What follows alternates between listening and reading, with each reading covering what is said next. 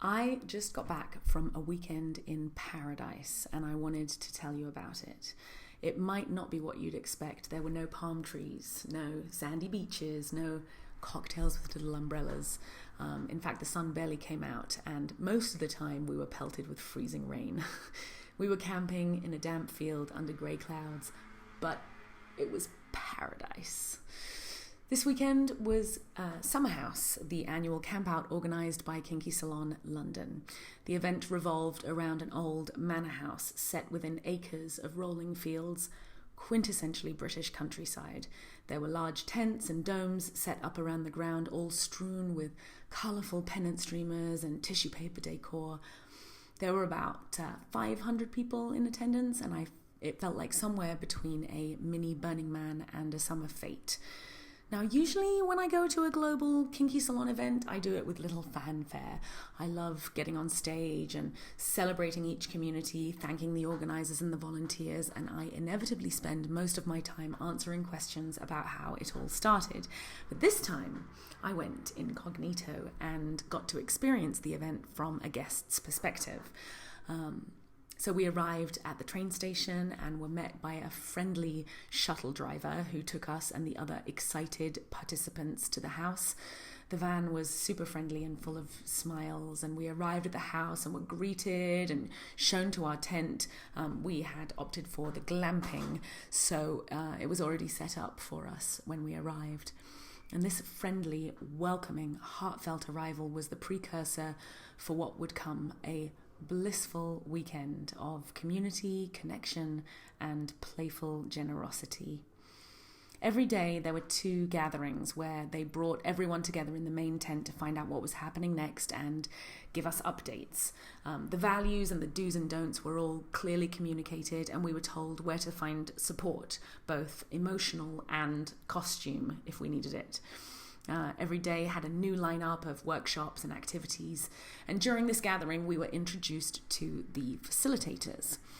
From singing to trees to blindfolded blues dancing, the days were filled with opportunities for adventure that reaffirmed the ethos of playfulness, consent, creativity, and self-expression. We ate together at long tables like summer camp and held hands in circles, dancing to banish the rain. Every morning we woke up to Morning Gloryville, the sober dance party founded by an inspired Kinky Salon volunteer. Before you even had coffee, there was glitter and booty shaking in a room full of sweaty, smiling faces. Every evening in the main house, there was a dance party, a cabaret and play party. And the DJs kept the dance floor jumping with bouncy, frisky, flirty music, and the cabarets were intimate and explicitly invitational, so anyone could step up and perform if they wanted to. The play party had both fungin and soft spaces to cuddle and fuck. There was so much happening.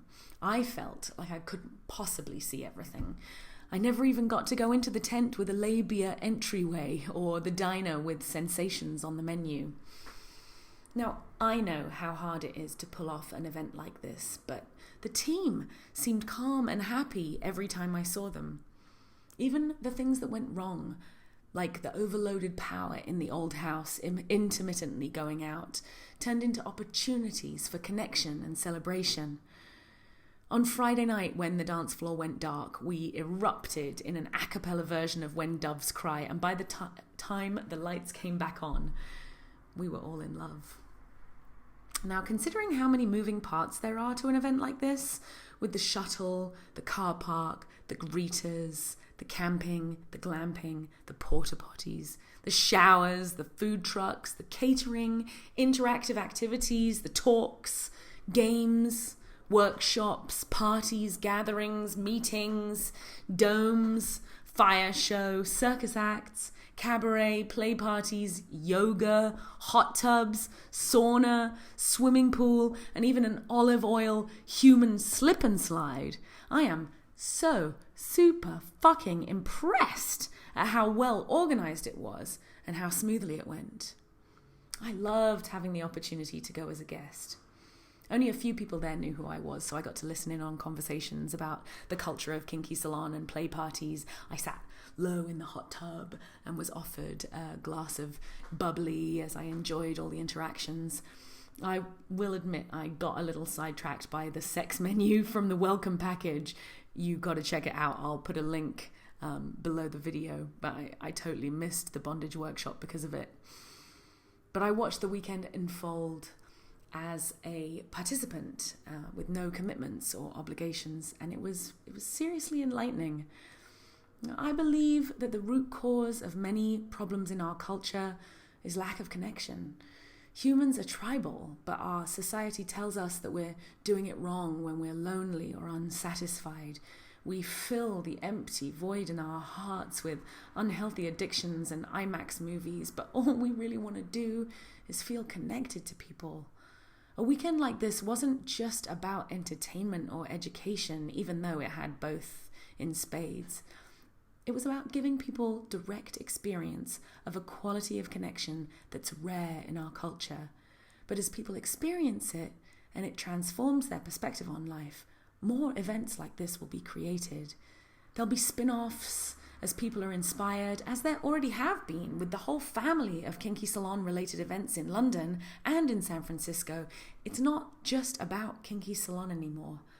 It's about Sparkle Hard, Wonderland, which is now in New York as well, and Morning Gloryville, which has spread to a bunch of cities around the world. It's about Threshold and Velvet and all the Mission Control events. It's about being part of this movement to change culture, to change priorities, to realize how easy it is to flip the script, to stay hopeful in the future, and see that something small, like a weekend camping trip, can be the tipping point of change, triggering shifts in enough people's lives that it ripples out and changes the world for the better. We're all part of something bigger, and I feel privileged to watch as this story unfolds. You people inspire me. A big thank you to the whole team who made Summerhouse happen. I really hope you're at home right now being pampered and loved, because you fucking deserve it. What an amazing weekend. Thank you. Mwah, mwah, mwah.